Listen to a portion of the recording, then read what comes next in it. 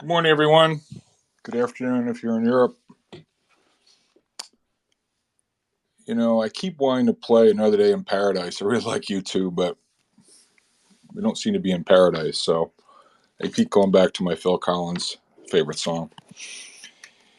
At any rate, a lot to talk about. It's been a while since we did a room. We have a fantastic room today. A long-standing and dear friend of mine, Larry Jeddeloh, one of the sharpest cookies out there.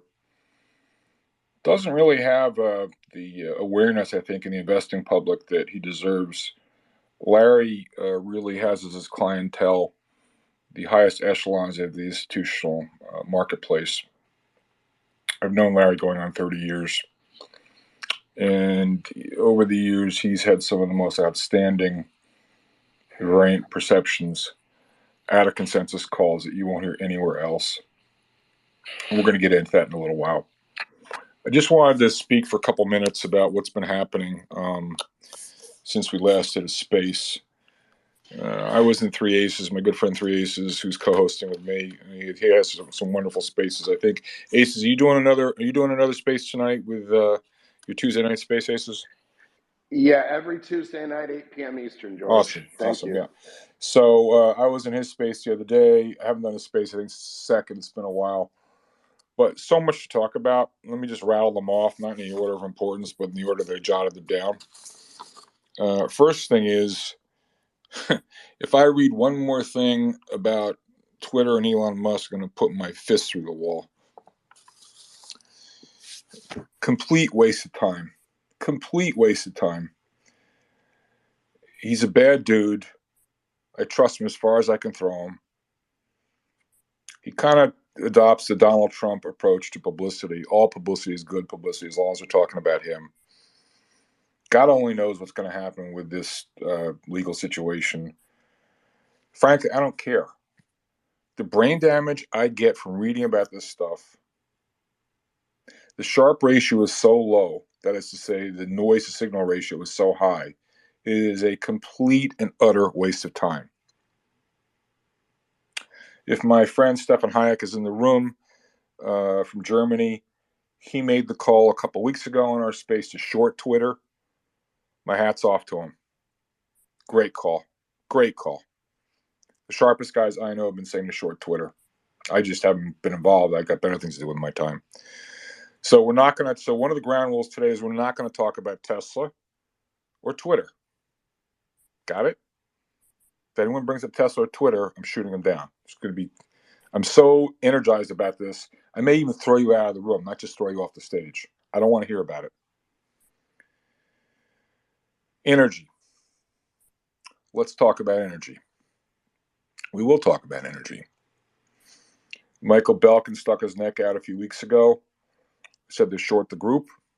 I didn't go short, but sold all my longs and told people as such. Tom Thornton, I think, had a similar call. It's been spot on. Get some right, get some wrong. That's not the point. We're all here to help each other. We have a community here. We're learning from each other. Nobody has a monopoly on the truth. I just ask everyone's respectful and in a listening mode when they engage with others, not in an attack mode. Some of the vitriol that Michael Belkin, Aces, myself were exposed to from the energy crowd, totally uncalled for. Get some right, get some wrong. For any good in this business, you're still wrong 40% of the time. Being right or wrong is not the point. The point is to conduct yourself in an appropriate manner and try to learn from each other. And I hope the energy crowd will learn a lesson from this. That's my victory lap. I'm not going to mention it again. The stresses and strains that are emerging right now in markets are intensifying. The fault lines. Imagine you're looking at an potential earthquake. You look at where the faults are. The fault lines are being stressed right now. Whether it's what's going on in Sri Lanka or other emerging economies, or what's going on in Europe, with the plunging euro and the specter of the gas being turned off. It's pretty clear they're in a recession already. Read some of Doomberg's stuff. He's written some brilliant pieces on this. The most recent one on Verbund or whatever it was from a week ago. I think you need to think the unthinkable. We're seeing stuff happen. We're going to see stuff happen we've never seen before. So Europe in a recession, currency about to crack parity. Japan, where's the yen today? 136.60. DXY, by the way, at a local high 108 right now. But the yen just falling out of bed. The wrecking ball of the strengthening dollar wreaking havoc everywhere, putting pressures on various emerging markets. The stresses and strains are just manifesting themselves, and I think it's just no good's going to come out. It's just so many ways to lose. A couple of podcasts I listened to recently in the last couple of days, I tweeted these out. There's a fantastic discussion between Grant Williams and Michael Gayed. On YouTube, you can listen to the replay.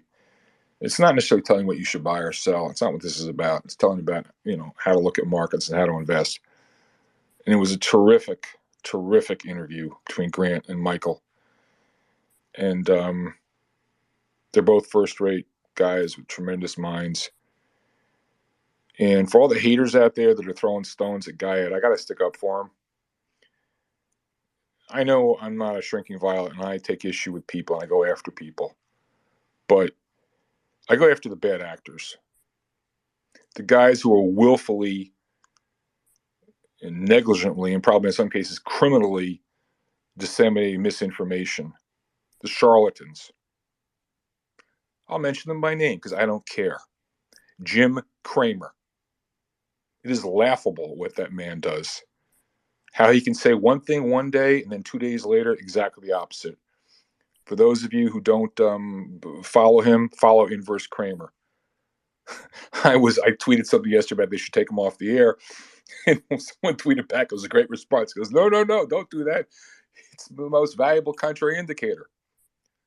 Jim Cramer. Raoul Pal. Not only does he lead people to slaughter in these crappy coins, he deletes the tweets and lies about what he did after the fact. The list goes on and on and on. Listen, we get him right sometimes, we get him wrong sometimes. Michael Gayed's a great guy. He's a good guy. He's a smart guy. He's having a tough time. We've all been there. I will be there again. The nerve of anyone going after him. He's as upright, moral backbone as anybody I know. And he's a smart guy, and I've learned a lot from him. So to all the charlatans and haters and bullshit artists that, tweet out behind aliases, go pound sand. Seriously. A couple other things, then we're going to get on to Larry. In the last week or so, I tweeted out a bunch of stuff on housing. Looks like that's going from bad to worse. And the wheels are coming off that market. I tweeted out, there was a great thread from one of the listeners in this room. He's in the Federal Witness Protection Program, so I didn't include his name. But I tweeted out his thread that he sent to me the other day. This is a builder in Boise, Idaho. We can come back to it later. But the housing market's falling apart. And then there have been a couple of great videos out recently on the auto market and what's happening to repos. There's some confusion over the numbers, but it looks like things are rolling over. And I urge everyone to go back and watch the Lucky Lopez video from a week or two ago, where he goes around Vegas showing what's happening to the used car lots. And I've had also inbound messages from a few of the listeners who have firsthand knowledge of the used car market. One fellow was saying, I think his father or father-in-law buys cars in the Dallas market, and that market's falling apart. So there's a lot of anecdotes suggesting it's all happening. And I see my good friend Mark Cahotes is in the room. Absolutely legend room last Friday. Maybe Mark will talk about it later. there was a room. Some of these guys put together a Carvana room and making the case for Carvana. So you listen for the first 30 or 40 minutes, and it's like, okay. And then Mark just comes in and he was masterful, just cuts them out. But anyway, there's a lot going on, a lot of moving parts. So let's get to the main event today. So Larry Jeddeloh, as I mentioned, been around a while. He's one of the old timers like myself. And Larry, it might be helpful to start off without telling your entire life story. I mean, I've known you from the 90s, but you go way back. Your career, I think, started in the 70s, late 70s, early 80s. I know you went to Switzerland, you were abroad. So, Larry, maybe just talk a little bit about, just briefly summarize your path to how you got to where you are and what it is you do exactly, and then we'll get into it. Larry, the floor is yours. Welcome. Yeah, thanks, George. Can you hear me okay? 100%, we're good. Good, thanks. Well, yeah, I did start in the late 70s and spent very late 70s, spent most of the 80s at the Luthol Group, which was, I think, one of the largest, maybe the largest independent research firms at the time. Took care of the U.S. equities and became the director of equity research, and then left the States for several years and went to Zurich, where I worked at UBS in the institutional unit, managing mostly Middle Eastern money. And when I left there in the early 90s, I came back, bought part of a private bank in Minneapolis, and ran the advisory inside a trust for 5 years. And then started this firm in actually 95. So we've been running TIS Group for 27 years now. And what we do now is basically investment strategy, but it's global. We try to be different because I don't want to try and compete with the wirehouse firms. And so we have a different way of looking at markets, we think, and we're very macro-oriented. I've set up a network of people over the years, some on the buy side, some just contacts that I've built up over the decades to feed information into us. And so we present that in a daily that we do. It's a 2-page daily, a monthly couple of books, and we have a special China project, and we have another product we do, which is on the shelf, but about to come out on geopolitics. And so that's who we are and what we do.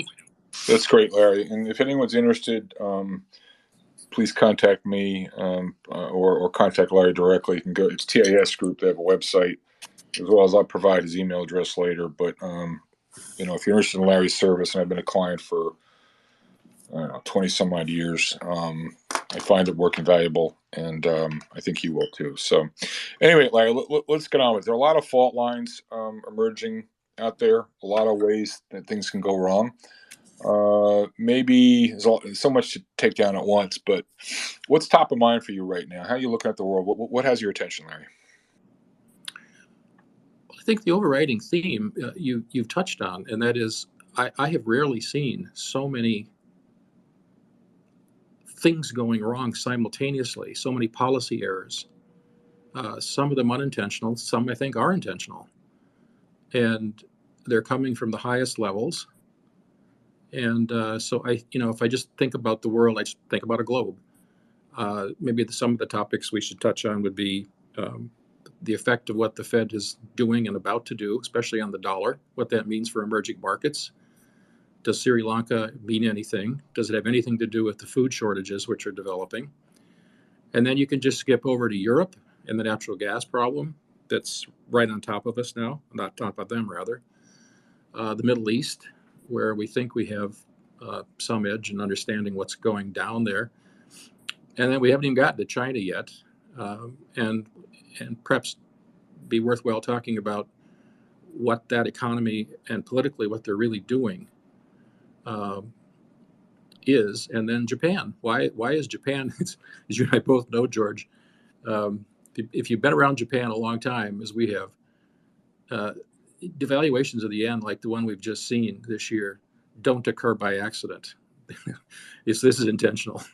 So I think it's worth exploring what it is they're trying to do and what the impact is going to be. So that's how I'm thinking about the world right now. Is we are in the very, very early stages of some massive shifts in capital flows and liquidity and policy and where markets are priced. And tell me where you want to start. So, Larry, I'm going to put up the slides. You suggested 3 slides that you want to refer to. As you're speaking, I'm going to put them up. Why don't we start maybe with the Ukraine? You last time we were together was, oh my gosh, it was back. It was you and I had a conversation. Can't remember exactly when you were in the space. February, March. The invasion was 24th February, as I recall. But I do remember you telling me this is going to be a long, drawn out affair, contrary to the CNBC view of the world, which is, it's going to be over within days, blah blah blah. And you had a very differentiated point of view. And I'm just curious, what do you think about the Ukraine right now? Not because the Ukraine and Russia situation is the source of all our problems, but it certainly has aggravated them. So why don't you mark to market, give us a mark to market view of what you think is going on in Ukraine, how that's playing out, what Putin's got up his sleeve. Let's start with that. And as you're speaking, I will put up the Ukraine slide. So Larry, let's start with Ukraine and Russia, please. Sure. Okay. Well, I have to give full credit, full marks to our associate, Simon Hunt, who normally works on China for us, but he has good connections in other parts of the world as well for some of this. One of the things he has pointed out to me in the interim since February is that, and I think it's a good thing for us to do anyway, is to try and look at situations through the other guy's eyes. And that's what he's been doing, is he's trying to look at what's happening in Ukraine through Russia's eyes. And what he's telling me is that there was an agreement, not an agreement, there was a proposal put into the West by Russia in late December, I believe it was, of last year, which redesigned or realigned the security structure for Europe. This is something that Putin has been talking about for quite some time. And basically what he wanted to do was move NATO's borders back to the 1997 borders. That would basically take out much of Eastern Europe as it currently exists, which is behind NATO's borders. And of course, the West ignored that. That, when you look at it in that light, the invasion of Ukraine was almost a given. And that was the period then when he more aggressively began to move troops and weapons and so forth into the region. Now, the real question, I think, is does he stop? And I think the answer I probably have already given, and that is no. He wants the borders at the 1997 levels. And as a result, it is our feeling that the war is going to be very long. In fact, I just came back from Europe. I was happy to be there again after 2 years of not being there. But we spent the last couple of months there. And my impression is that there are governments in Europe who are preparing for a very long war, a 5 to 10 year war. Putin himself, I believe, said the other day he thinks it'll be a 5-year war. I think this is well known in the West. And the immediate problem is that there are parts of the European structure who are not interested in that. So support for the war is beginning to fragment. In fact, I heard it. I spent the last couple of weeks in Switzerland now, and I'll give an example. One particular client, a good friend, longtime friend, family office, met me for breakfast one morning, and I know and sat down, and the guy looked me right in the eye and he said, "Do you know why your administration, why your country wants this war?" "I'll tell you why." And I couldn't get a word in. And he said, "I'll tell you why. Because with a war, America will sell us more weapons, we'll have to buy your gas, and eventually we'll have to buy all your food. That's why." And he crossed his arms and sat back as if, well, take that. And it's, I don't think that's an unusual feeling that's starting to develop in parts of Europe now, is this is a U.S.-Russian war. It's not to be a U.S.-EU or U.S.-NATO war, but in fact, it is going to become a U.S.-NATO/Russian war. And it's going to go on, and it's going to be fought in a different way than what, the easy stuff we see is on the news with, howitzers and Russian artillery fighting World War II all over again and just demolishing Ukrainian cities. It's the other parts of how they prosecute the war that are interesting to me. How they use food, for instance. how they use their cyber capability. There was a strike, unconfirmed. I don't know if it's true that they may have used a thermobaric bomb at one point. Would they actually use a tactical nuke? The food, cyber, and especially the energy component of how Putin prosecutes the war, I think is all underway. And it's the natural gas piece in particular, which is becoming more well known, that is critical to what happens in the next 6 months. I mean, I'll give you another example. I didn't have the chart to put in, I'm sorry, but they're around. I was just comparing what's happened with natural gas prices already because of the Russians' reversal of gas flows from time to time into Europe. They're now threatening to turn off some of the gas that's flowed, or maybe all the gas, I'm not sure exactly what they said, but that flows into Europe during winter. The Europeans are taking this seriously. The Swiss are already, in fact, when I left, just before I left, I noticed in the newspaper record actually in Zurich is Neue Zürcher Zeitung, and they were talking about the rationing plans that the Swiss government had already been putting in place for winter, where there would be quotas for how much gas you could take down to heat your home, and it's homes that would get the majority of the quotas. And there were other categories, probably hospitals, for instance, and some military sites. But there were other parts of the economy which, it appeared may not get any quotas. And this was Switzerland. I mean, in Germany, I think the problem is probably even more profound. So the graph I was thinking of that I didn't have time to put in was, if you look at power prices, which is the end result of a lack of gas flowing into Germany and the rest of Europe from Russia, power prices, for instance, in France, that's the graph, are up 8 times in the last 18 months, 8x. And in Germany, I think it's about the same.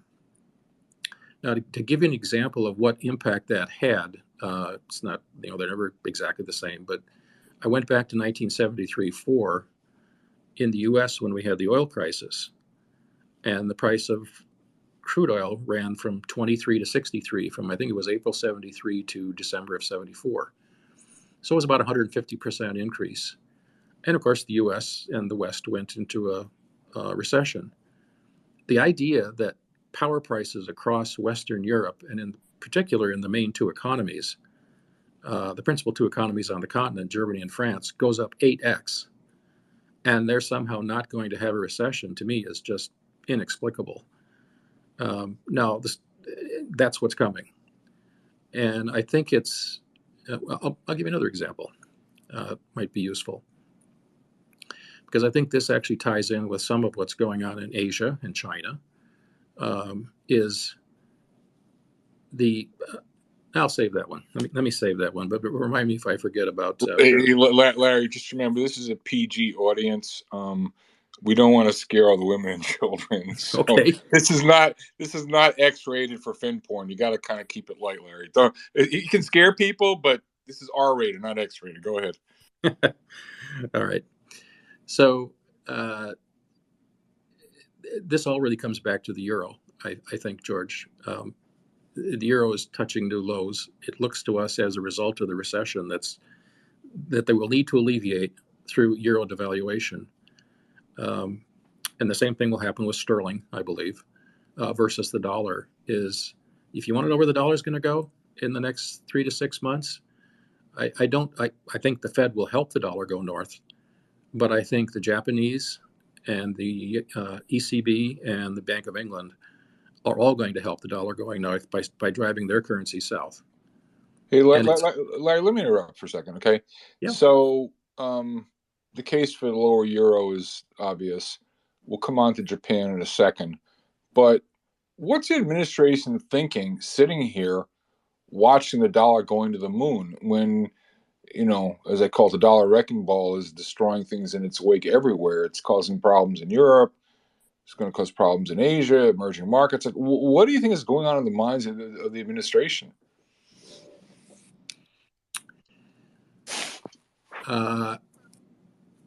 I think that a number of the policymakers in the administration are true believers in the green agenda. And I don't have to do anything more than just look at what some of them say publicly on television. I'll give you an example. The head of the Department of Energy, who used to be the governor of Michigan, certainly should know something about automobiles as a result. When she was asked the other day about the high price of gasoline in the U.S. and how it could be fixed, her answer was, well, we have to just get over to EVs as fast as we can, because once we're driving EVs, I'm paraphrasing now, once we're driving EVs, we don't need all this gasoline.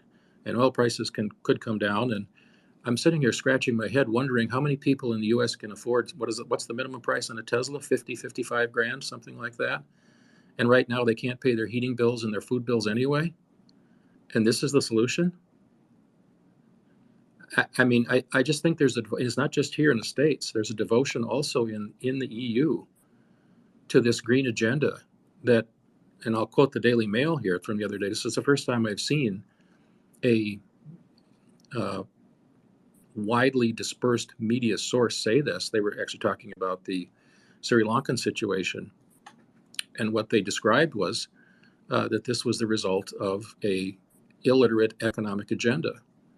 And I think that's what this is. I'm all for, I'm all for not polluting, and I'm all for reducing emissions. And I am actually worried about the oceans, but there's no plan that looks at economic reality. And what I'm afraid of here is what I'm concerned about. I'm not afraid of it, but I'm concerned is that this has been so poorly thought out on a global scale that it's not going to work. And we're going to have some economic disruptions here like we've never seen as a result, trying to transition away from a system that worked, a globalized system that worked, to a deglobalized system that doesn't work. Wow. Larry, let's turn just a little bit back to Japan. There's a lot of things to get through here. So you and I were talking early this morning, and I made the mention to you how, the Japanese currency doesn't move unless there's people want it to move. The United States Treasury is in touch with the Japanese authorities. To the extent that you can talk about it or have any opinions, what the heck is going on with the Japanese yen? Well, it's not an accident, as you point out. MIDI is still very involved in setting of where currency is. They go to the Japanese exporters every year, and they set targets for where the yen will trade. I think there's at least two things going on as to why they want to lower yen, and it may not be low enough yet. One thing I think that they're trying to adjust to is if you think back 2 years, the price of oil was actually negative in the spot market. But if you went out the curve, you could probably buy oil, as I remember, at $20, $30, $40 a barrel, something like that, if you were buying 2 years forward. Now, that's what Japan historically has done for years, is it's up to MIDI, the Ministry of Trade and Industry, to determine what the demand for oil is in Japan, because they don't have their own. They have to import everything. And then they forward buy that oil in the markets. Now, if I was them, and I'm sitting here 2 years ago seeing oil prices as low as they were at the beginning of COVID, I would have bought as much oil as I could. And that may well have happened. The problem is now that those contracts and deliveries have run out. And now they're repricing or trying to buy oil forward in a market that has moved significantly higher in a very short period of time. And so their oil bill, their import bill, has just gone through the roof. And I think that's part of the reason why they've been printing yen, is just to pay for their imports, particularly the oil imports. Now, the other problem they have, I think, is more basic, and it's just economic. And that is tied up with China and the slowdown in the Shanghai ports. And I'll give you the example that I just hesitated to give anyway. If you go back and look at 2012, the Japanese did the same thing with the yen that they're doing now. This was when Abe went into office and started Abenomics, and I believe Kuroda started at the BOJ at the same time. And they devalued the yen dollar from 75 to 125 in, I think it was inside of a year, maybe 18 months. And the stock market bottomed in Japan as a result. Nikkei went from, 8 to 16 or 20 or something. But the question was, why did Abe do that? Why did he and Kuroda organize the devaluation that they did? And one of the things they wanted to do was increase growth by increasing exports. But if you actually look at exports during that period, it didn't really have much effect, which made me think that coming just after the European debt crisis and relatively close to the GFC, Japan, which is one of the biggest exporters of durable goods in the world, was having trouble selling their product. It was a real simple calculation. So to jumpstart growth, they devalued on purpose the yen. Now we have China, fast forward 10 years, with a locked up port in Shanghai. So here's the example I would offer to you to think about. One of our friends in Switzerland is a distributor, the exclusive distributor of Japanese machines, a particular type of Japanese machine. I won't give the name of the machine because that's not important, but all their machines are Japanese, but they're manufactured in China. And when I saw him a couple of weeks ago, I asked him, of course, how business was, and he said, well, our sales figures were at a record last year, and they're at a record again this year. Our problem is we can't get our machines. Where are your machines? Locked up in the Shanghai port. Can't get them out. And it's not just us. This Japanese company, it appears to me, has one central purchasing and shipping authority in Europe. It's in Hanover, Germany. So what they do is they ship the machines into a nearby port, put them on a barge on the Rhine River, float them down to Basel, load them up on a truck, and off they go. And he said they've delivered almost nothing this year, not just to Switzerland, but all over Europe. And I said, well, what do you do with this? And he said, well, actually, this guy was a former investment manager. He said, last year I sold everything. Good call. He said, I sold all our stocks. I sold all our bonds. I've got everything in liquidity so I can withstand this for a while. But he said, now I've got employees who are worried that since we can't deliver the machines, do I have a job? And even the central authority up in Hanover is telling us we might get 1,000 machines out of 5,000 this year. And he was really worried. And I said, so what's the solution, do you think? And he said, well, the solution is the home company is looking around the rest of Asia to move their production out of China. They're looking at Vietnam and they're looking at the Philippines, and there's one more country, I forget which one. Now, this probably is, it's one example, but it's probably not the only example of what the Shanghai port closures have actually done. And this is going to take time. I mean, for them to move that sort of capex, even if they may have to just rebuild from scratch rather than move equipment, and people aren't going to move out of China to go work in Vietnam. I don't think it'd be allowed. It's going to take 1 to 2, 3 years to get this process done. And in the meantime, I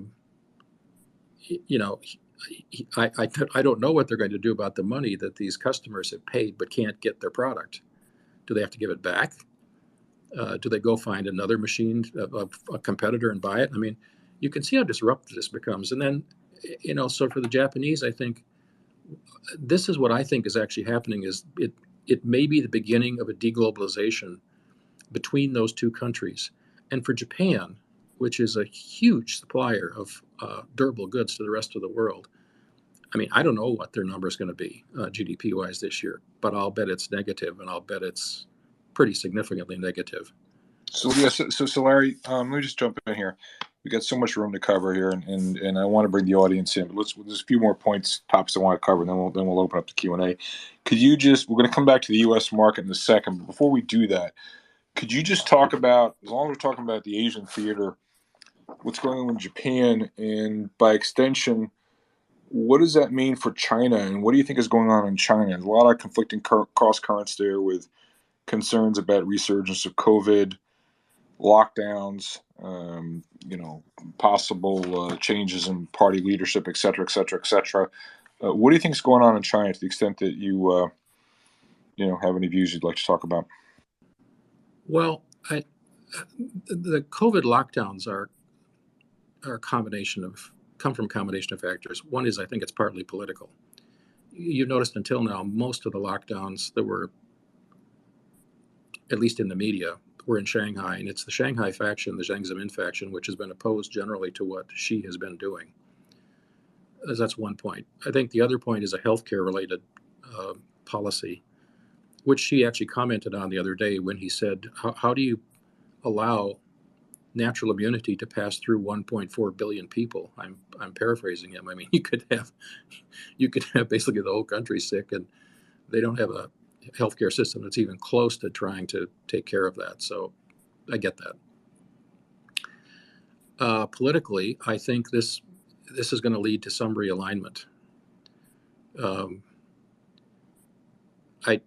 National Party Congress comes up in October, November. I think it's November, and we have noticed a couple things. One is sort of the reemergence now of Premier Lee, who is very pro-Western, pro-growth, pro-using debt to prop up the property market, pro-corporate. He was against the corporate bashing that took place this last year of companies like Alibaba. And we've noticed we're very close followers of China here. Some of the speeches now, he's actually up in public giving speeches about how the Shanghai port problem needs to be fixed, and now, and how to do it.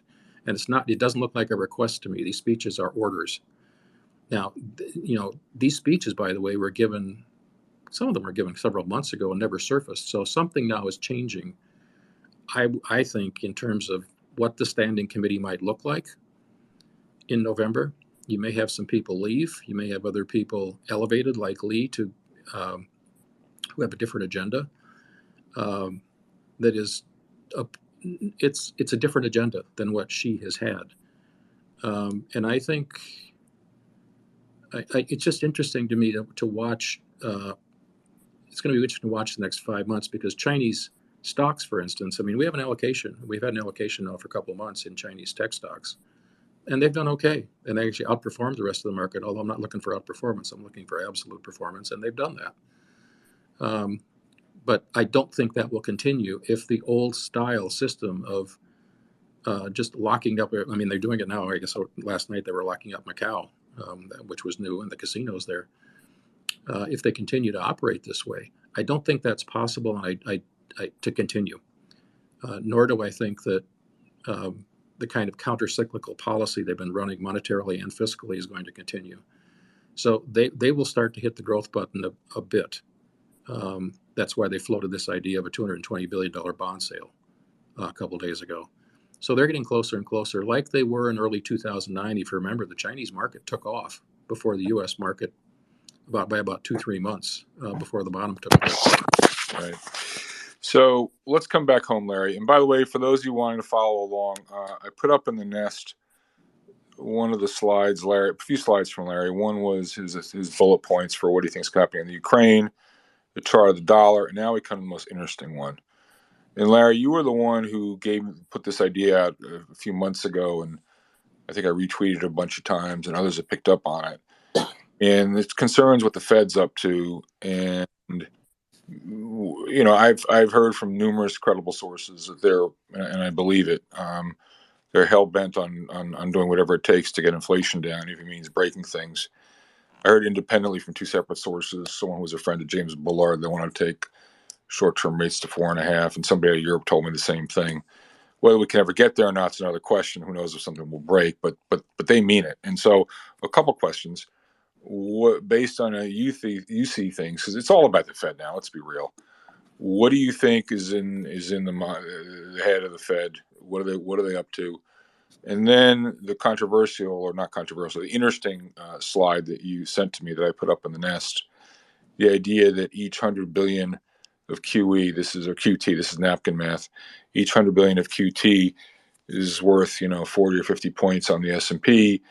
And if they take it down by 3 trillion, just to start the conversation, that's 12 to 1,500 S&P points. Doesn't exactly make for a very pleasant outlook for risk assets. So, talk to me a little bit about Fed policy and what do you think the impact of this? You're thinking about what it means for risk assets and equities. Thank you, Larry. Yep, sure. Well, I would be a very careful watcher of Aces. Can you hear Larry? He went dead on us. Larry, we can't hear you. All right, Larry, why don't you leave and come back? We can't hear you. I don't know what happened. Hey, Larry. Larry, you there? Here he is. Here he is. All right, fine. We lost you for the last. I asked you about the Fed, and we didn't hear any of your answers. Okay, go ahead, sorry. Larry. Yeah. What I was saying was, first of all, just watch Waller, because I think he's simpatico with how Powell thinks about these issues. And he's saying things that are very similar to what you just did. Second, our understanding is that Powell probably was ready to raise rates a year ago and didn't, because we were running up against the renomination process, and he wasn't assured of being renominated. So the process dragged on, and then dragged on because they couldn't find somebody else later. And when they finally, by the time they did get him nominated and approved, the horse was out of the barn, and it was too late. So the issue now, I understand, is he going to be the next Arthur Burns? And no, he's not. I do not believe he's going to be the next Arthur Burns. I think he's going to raise rates aggressively, as fast as he can, as far as he can. And this is one of the reasons I'm quite sure we're going to have something break here, because he's in the process. He's got naturally weak currencies on the other side of the dollar anyway, and he's now raising rates. And it's not the interest rate differentials that I'm speaking to here. I'm speaking to what the Fed is doing to foreign economies, particularly emerging market economies. They're going to break. And on the other side, I mean, they can't really do much about food. We can get to that if you'd like, but it's the Fed itself that's going to break demand in these other economies. Now, to our own economy, in the graph that you put up, I've noticed the last couple of days there was a big debate on FT about what effect would QT actually have on the market. So there are all sorts of calculations done about, well, if they do $2.5 trillion, I've read this is one of them. If we do $2.5 trillion of 25 basis points of extra rate hikes. Well, I'm not interested in that. And I don't even know how you can calculate that. What I am interested in is we have some history on the graph, and that was all the way up from the first QE to the most recent one. Every 100 billion that the Fed put on the balance sheet equated to about 40 to 42 S&P points. So percentage terms, early in the cycle, it was worth more. In percentage terms, later in the cycle, it was worth less, but it was still about 40 to 42 points. We have one example on the graph, 2018, where they actually tried a QT. And if you remember that fourth quarter of 18, I think the S&P was down 15, 18%, something like that. And the long bond went over 3. And all the drawdown involved here, if you look at the graph, was about $400 billion, if I did the calculation right. It was about 4.4 to about 4 trillion to about 3.6, I think, was roughly the number. So they had $400 billion in withdrawal, and the S&P dropped roughly 80 to 90 points per 100 they took out. And that was with, I think, a better liquidity situation then than we have now. I mean, I'm a great fan of looking at Michael Howell's stuff that's available on the Twitter, and you look at his liquidity measures. The place that we're starting from here, where they intend to actually begin QT, I mean, this FT article to me is just looking at the wrong thing. They're looking at rates. I'm looking at the equity market, because I think at the minimum, if they actually do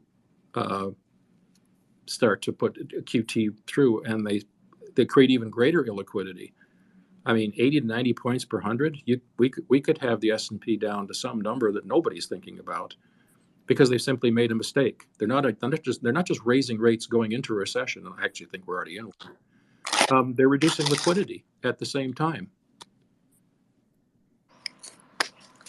Wow. All right. So let's just reset the room here. I want to go to questions. We've got Larry Jeddeloh from TIS Group with just a masterful tour de force here. There's just so many pressure points bubbling up in the world, and so many things that could go wrong. Larry, was prior to TIS Group. If you're interested in Larry's work, you can go to their website, tisgroup.net, or his email address, if you're interested, is larry.jeddeloh. That's Jeddeloh. Larry.Jeddeloh, Jeddeloh, Larry.Jeddeloh at tisgroup.net. It's got a terrific research service. I read it every day. I suggest you likewise. All right, let's go to some questions now. I'd like to first go to Gordon Johnson, and then we're going to do Mark Newman. Gordon, welcome. What's on your mind, Gordon? Hey, George. Thanks for the question. Larry, thanks for taking the time. I just wanted to get your thoughts on something that I've been thinking about on China. The consensus view amongst a lot of very smart guys I talk to is China can never see a liquidity crisis. And, clearly there's been bank runs in China. I think there's a total of 13 banks that have frozen deposits. Clearly, guys are protesting outside the Bank of China. in Xinjiang. I don't know if I'm pronouncing that right. But to the viewpoint that there isn't the ability of China to have a liquidity crisis, I would make a counter argument. I just wanted your thoughts. And the thought is, there's a ton of rural and mid-sized banks in China. And when the PBOC injects liquidity, they indeed inject liquidity into the largest institutions, but they can't dictate how that circulates.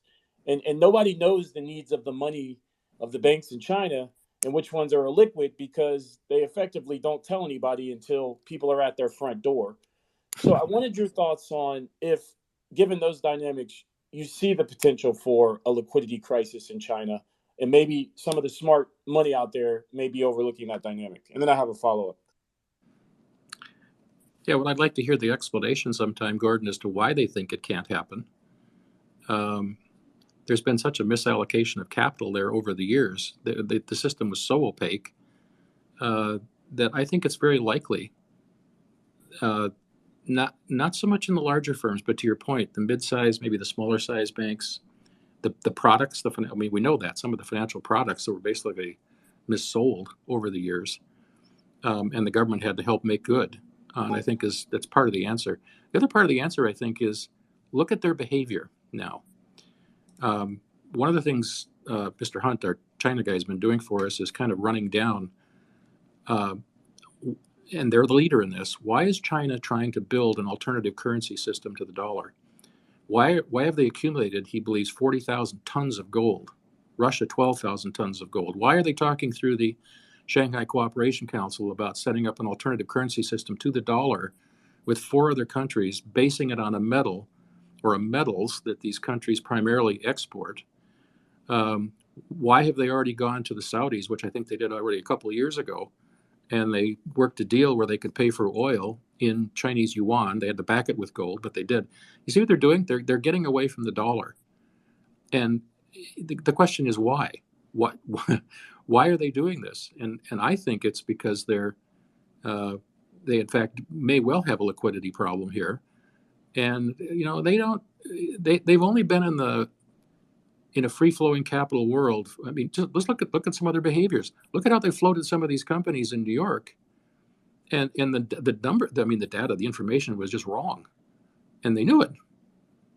I have to believe that they knew it, but they did it anyway. They're not used to the system working. So I'm of a different view than some of the people you're probably talking to. I think it's absolutely possible that could happen, that you could have a liquidity problem. And in fact, if I was on the other side of that in a war game, I would find a way to exploit that weakness that they have. Yeah, can I second that? I mean, the Chinese have been incredibly short U.S. dollars. They have to import all their energy. They have to import their food.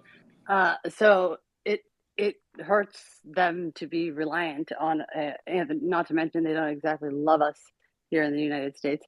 So it's in their strategic best interests to try and reduce their reliance on the dollar. But it also, for them to take out the dollar as a reserve currency, that actually isn't in their best interest because they rely on exports to the world's biggest consumer importers. 70% of our economy is imports. It would be a big hit to their economy as well if the U.S. dollar were to say collapse or be replaced. But with the digital yuan and the increasing authoritarianism and in turn, kind of when things are looking shaky as they are in China and you're Xi Jinping, you go, all right, let's close those information channels. Let's become more insular, keep things controlled so that we don't lose, so the Communist Party can survive. Thanks, Emma. So, Gordon, do you have a follow-up? And then I want to go to Mark Newman. Gordon, do you have a follow-up question? Yeah, I guess just two real quick. I'll try to work them in.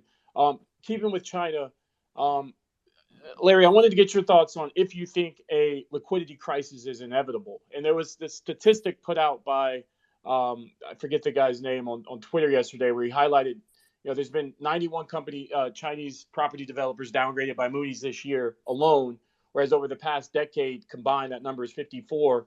You also consider that, the bulk of the Chinese banks' liabilities are loans to the property sector. Yep. And then you also, to the point, right? Their vice premier has been talking about a gray rhino for years. So I guess the question is, do you think a crisis is inevitable, and do you think we're currently in one? And you know what? I'll save the last question for next time. Thank you. Well, I think we're entering a global liquidity crisis. China will be part of that, but I'm not sure that they're the driver. Not at this point. In fact, I think they've publicly said, they may be wrong, but they think the yuan has gone low enough and their economy has bottomed out. Now, actually, somebody asked me, I think yesterday, that what's the real GDP number in China? I have no idea. I mean, they might say 2, they might say 3, they might say +5. I think it's actually negative, but I don't know how deep it is, and that's part of the problem. So, answering your question, Gordon, about is it inevitable? I don't think we know enough. I don't feel like I know, and we know a lot, but I still don't think we know enough about how the Chinese would react to a banking crisis now, a domestic banking crisis, for me to say that it's either inevitable or not inevitable. I'm just watching their behavior, and it's marked by one where I wouldn't be surprised at all if there was a political change this year and a policy change, but later in the year. Thanks, Larry. Thanks, Gordon, for the question.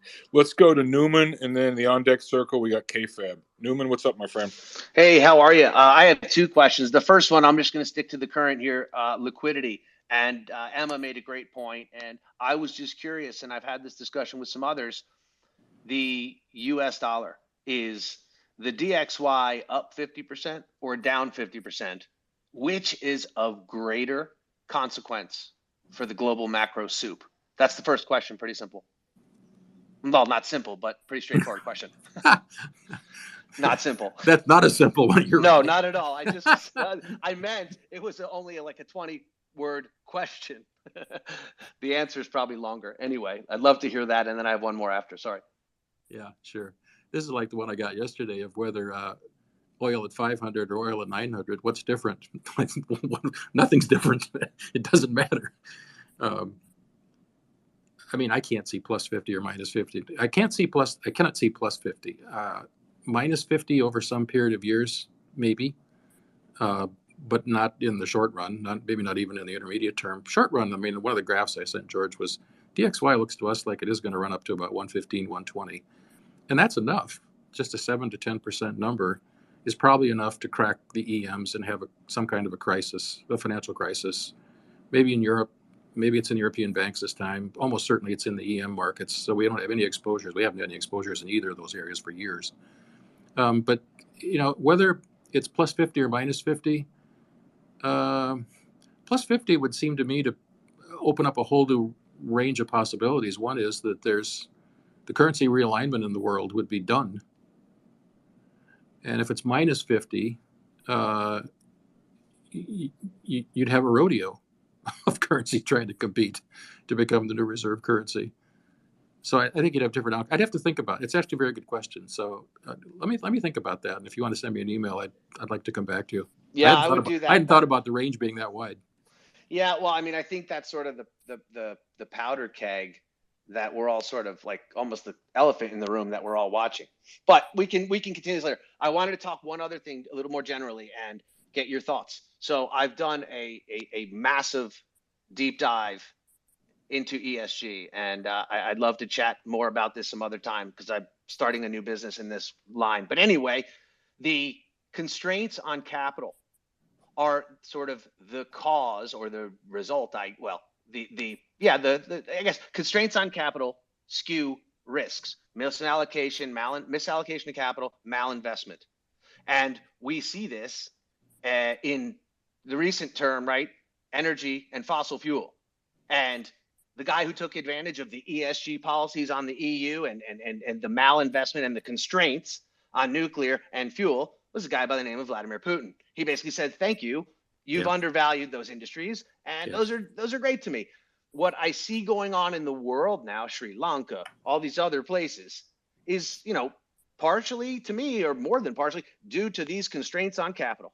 And I wondered where you think this ends, because to me, I created this index, this ESG Orphans Index, which is all the exclusions of ESG of the past decade.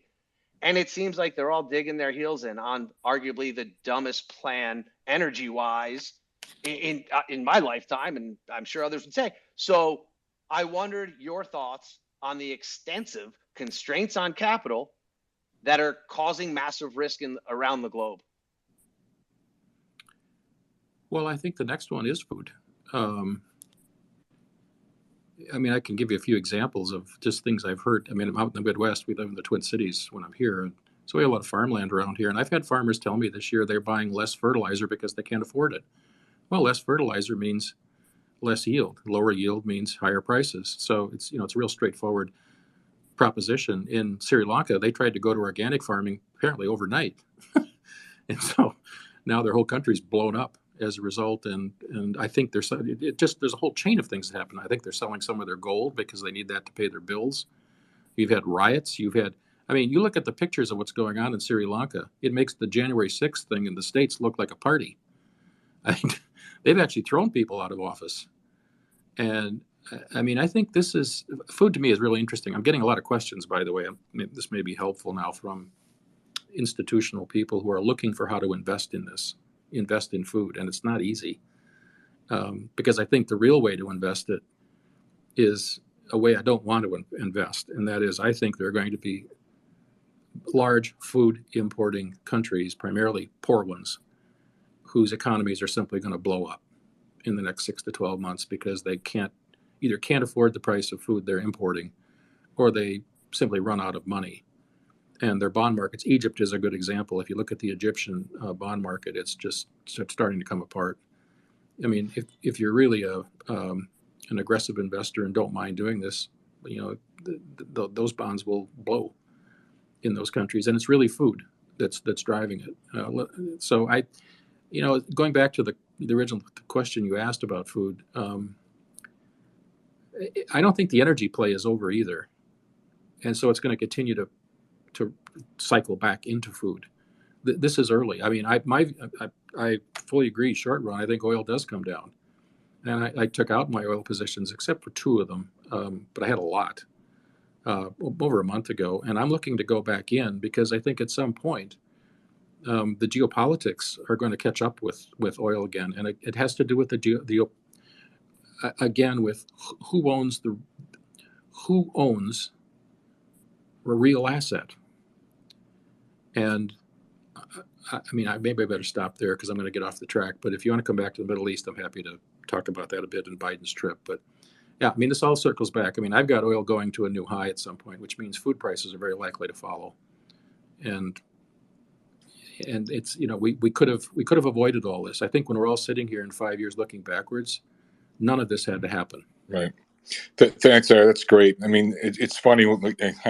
Mark's a good friend, and seemingly it's always those seemingly simple questions which are the most difficult to answer. Nice trick, Newman. I do that stunt all the time. All right, let's go to KFAB, and then after KFAB, we're going to go to Guy Sorrendulo. KFAB, my friend, what's up, man? Hey, George, thanks. Hi, Larry. Actually, you teed me up with your transition to the Middle East, and it's not necessarily an oil question I have. It's more related to, and it sounds like you're probably in the same camp I am. My base case has moved towards kind of severe synchronized global recession is where we're heading. Mm-hmm. And if that's the scenario, the naivete with what the foreign policy pivot under Obama and kind of a lesser degree with Biden's administration relative to Iran. And they're the one true believer kind of crazy regime. And we've kind of passed the windows of the vacuums from the Soleimani assassination and even the assassination by the Israelis of the nuclear scientists. We're kind of re-entering a window where, probably in a hot zone as far as them acting up. So how do you think about all of that within the context of a realignment? And I know it's a crazy term, but, with Russia and China and the fault lines kind of being driven here, that this could turn into something that's far more expansive in the next 2-3 years relative to a wider geopolitical conflict? Well, I don't think it's going to take 2 or 3 years. I just talk for a minute about the administration's visit that I think they just left today. Part of the problem between the U.S. and the Saudis, of course, was what the new administration said about the Saudis when they entered office. They called, the Saudis a pariah state, and they called MBS a killer, and that may be accurate, but you got to get along with people as well. And that's not a way to get along with them, and they took great umbrage at this. They did other things as well. During the Trump administration, the U.S. had sold the UAE, who work very, very closely now. There are 3 countries really working closely now on that side of the Persian Gulf. It's the Saudis, the UAE, and Israel. And we had sold the UAE F-35s, and the Biden administration pulled those sales. The other thing they did was we had some Patriot missile systems, I believe it was in Saudi, and we pulled those. So we called the prince a killer, the country a pariah. We pulled our Patriots out, and we've canceled F-35 sales. So no wonder they won't take our phone call. On the other side of the line, I call it the scrimmage line through the Persian Gulf, you have the Chinese making massive oil investments in Iranian oil and gas, and you have the Russians who are also helping with arms sales. In fact, it ran in reverse yesterday. I saw the Iranians were going to start selling drones to Russia. But the reason it actually came through one of our colleagues out there. The reason I'm really concerned now about what's happening is, I can't remember in my lifetime an American president having to go there to get a deal. Just think about that for a minute. And I don't think he's going. I don't think Biden's actually going to get the Saudis to pump more oil. I think capacity-wise, they may be exactly what they were told with G7, UAE and the Saudis may be at capacity for the time being. And there just is no spare capacity to speak of. What I think he may be why they may be going is you have some of the same people in the prior administration, the Obama administration, who worked on Iran Deal 1, who are now working on Iran Deal 2. And I think the Saudis have basically called time out on working with the U.S. unless this stops. And because at the same time, what we believe is that the Iranians now are very close to having the enrichment done, which enables them to build a bomb. Now, the Israelis are not going to sit still for this. I don't believe. I've never believed that. And if they act, they probably will act alone. But let me just read you one line here, because this is preparations. It came in a report one of our guys wrote for me here. And he's talking about the Middle East and these developments. And he said, Iran and Russia are in talks to shut the Straits of Hormuz in the near future. This would cut off 22 million barrels of oil per day, or 22% of the world's supply, and nearly 4 trillion cubic feet of Qatari natural gas, or 30% of the world's supply. Now, why would they do this? And he gave me 2 reasons. He said, one, you might remember it in the Ukraine war, the flagship, the Russian flagship was sunk, the Moskova. And he said Putin, for some reason, had a particular affinity for this ship. And he said NATO sunk it. Actually, NATO didn't sink it. I think NATO gave them the coordinates and a Ukrainian missile sunk it. But the point is, we sunk it. And he wants to get even. And the second reason is, he said, would be an Israeli strike on Iran. I don't know how to price that into oil, but it ain't down. And I know there was another report circulating around, I think it was last week, that talked about oil going to 380 or something. I don't know what the right number is, but I'll tell you what, if I see oil at 80 again or 70, I'm going for it. I'm going for the producers, and I hope this is all wrong, but I fear it isn't. Larry, I have to interrupt you. I'm just listening here to you go on for, last hour or so. And I got a knife out. I'm thinking about slitting my wrists. And then I turn on Bubble Vision, and you get some talking head from bulge bracket firm. Well, hi, yeah, the economy's slowing down, and this is good because this means the Fed will have to raise rates, and we have S&P earnings of 240, And, at 3,800 on the S&P, that's only a 16 times multiple, which is a discount to the long-term average. So we're constructive here on equity. I mean, what type of universe are these people? What type of world are these people living in? It's just like, I want to blow my brains out. I'm sorry to rant. Let's keep moving here. Emma, do you have a quick one? Because I want to go to Guy Sarandulo. Do you have a quick one, Emma? Yep. We need more impersonations from you, George. That's all. All right, we're going to go to my friend Guy Sarandulo, and then we're going to go to Def Profit, and then we're going to go to Deer Point. Guy, good to hear from you. What's up, man? Hey, George, how are you? Larry, great to hear your voice. Hey, and Guy. to all, I really miss our one-on-ones from many years past, but Me too. I could sit back and listen to you for hours. And just the array of topics are always phenomenal. One of our last one-on-ones, when I was at Wellington, I still remember it clearly. We talked about property in London. I don't want to get into detail, but you were telling me that because of the big influx of foreigners, the social fabric of some of these wealthy areas was changing. I'm just curious, is that continuing in a big way? First, as a question, and secondly, if you had to pitch a tent in the next 3, 4, 5 years, any state and city in the U.S., where would it be? And also, as ex-U.S., where would it be? I'm just curious what your thoughts on that. Guy, of course, is asking for a friend. Go ahead, Larry. Oh, and actually, I wanted to say, George, you have my report from this morning, but page 10, the dollar target, DXY, lines up with what Larry just said. I have 121. He has 120. Guy. So anyway, it's Guy. I hate it when a technical analyst gets in gear with a fundamental call. Anyway, it's good to compare notes. We're in trouble. Okay, all right, Larry, what's up? Go Thanks. for it, Guy. Well, I left London in 2020 just before COVID. Guy gave the house up, and I was glad I did. Okay. It's interesting that we're looking at going back, and I'm dragging my feet because I think things have changed a lot there. It's a different city in some. I was just back for about 3 weeks, visiting people, and it's still a great city, but even though sterling is lower and lower and lower and lower, and the costs have just gone up. I mean, it's just still, even for an American, it's still very expensive. So I don't know if we'll end up there or not.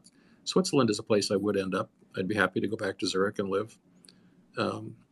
Anywhere else in the world, I haven't found a good place to pitch a tent. If it was in the States, Guy, I think it'd probably be Tennessee. All right, thanks, Larry. We're now going to Def Profit and then Deer Point. Def Profit, what's up, man?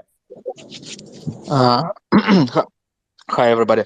I'm just want to ask Larry if he been following central bankers on the IMF conferences which have taken place, like 2 or 3 of them already. And on these conferences, they basically say in plain English that from their view, globalization is likely over, and countries and current trading blocs should realign supply chains, because it's obviously that these supply chains are very vulnerable. So I actually don't believe that these guys are really stupid, like Lagarde and Kuroda and Powell is another animal. So if they want to move production from China to Europe back and to strengthen Japan, they should devalue currency to make at least labor costs lower. Mm-hmm. So, and these guys, they're just telling you that. Mm-hmm. Have you noticed that? Oh yeah, I have seen that. Thanks for the comment. Just another maybe a bit of information to help you. I was talking to George earlier today about this. Back when we had the great inflation in the States in 79, 80, the lore today, the story is that Volcker broke it. Volcker broke it by raising rates, and he raised them high enough to finally break inflation, and we had 40 years of disinflation. That never really quite sat with me. And so we started looking around, and one of the things we found was that in 2005, Greenspan actually said that the factor that actually broke inflation and created the disinflation was globalization. That we were right at the point after the 73, 74 oil crisis where supply lines started to be built out, different kinds of container ships were being built, trade agreements were being done. So there was a kind of confluence of factors where countries began to build out a globalized world. If you think about it, we're now going the other way. We're now just to your point, now we're just starting to deglobalize. So if globalization was in fact, and I think that's, just let me divert here for a second. Why is the U.S. all of a sudden dropping sanctions and talking about dropping tariffs? They want the Shanghai port open. Why? Because they think they can get the goods out, bring Walmart toys and everything else Walmart and the rest of the retail sector in the U.S. imports from China. They want it here, and they want that. They think that'll help bring prices down, might temporarily, but over time, they're going to have to bring that production back closer to home. And when they do, this is reverse disinflation. It's very inflationary. And this is why I think the inflation environment in the States, if we get down to 5, 6, I think that's the low. That's the environment we're going to be in, because we now are in the early stages of exactly what those guys at the central banks are talking about. And that is, countries are going to actually encourage their major companies to bring manufacturing back. Yeah, and the second observation. So if we speak about, United States is not as much connected to Russia as Europe, but United States is very dependent on China. It was even called China America. I think that was the term, like several years ago, on the supply side. And 70% of the US is consumer economy. So basically, United States economy is dependent on China a lot. And these actions by China, by locking supply chain, is hitting US consumer directly. Mm-hmm. And what Putin is doing with Europe, because Europe is not dependent on, it depends on China, but it's mostly depends on Russia for energy. And that's because of Germany compromised and corrupted strategy. So these two countries out of nowhere in 2020 and then 2022 started to impose the leverage on two main economies in the world, like United States and European Union. Yep. And it doesn't look like a coincidence for me. It looks like economic weapon. I missed the last sentence you said. Could you repeat? It doesn't look like a coincidence. It looks like an economic offense.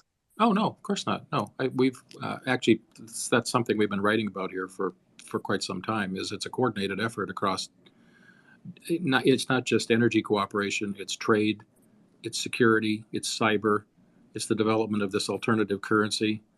And Russia, during the early stages of the war, they were getting replacement parts from China for vehicles, for instance. And that supply line has ebbed and flowed a bit, but I think it's still ongoing. So China's still a supplier to Russia in the war effort in Ukraine. And, we all know the offset to that has been they can acquire Russian oil still at very large discounts. So it works both ways for them. But you're on the right track, I think. This is not just it's not an accident. Thanks, Larry. That's great. Let's move on, Larry. Got a lot of great speakers, a lot of really smart people here. We're going to do Deer Point, and then we're going to do Benjamin, and then we're going to do Nancy. So Deer Point, good to see you. What's up, man? Hey, thanks, George. Larry, sorry to take it back to the food kind of crisis. One thing that I haven't heard people speak a lot about, and David Rosenberg put out a piece on this, that by 2030, the demand for water should outstrip supply by about 40%. I didn't know if you had any thoughts on this or how this could even play into further deterioration and any sort of food crisis, especially in emerging markets. Thank you. Thanks for that. I had not heard that. I am beginning to wonder, being in the U.S. and just looking at what's going on in the southwest part of the country. And we've looked at some drought statistics. I mean, the obvious stuff is what happens to the California Valley and fruit and vegetable, but the drought's moving to the east.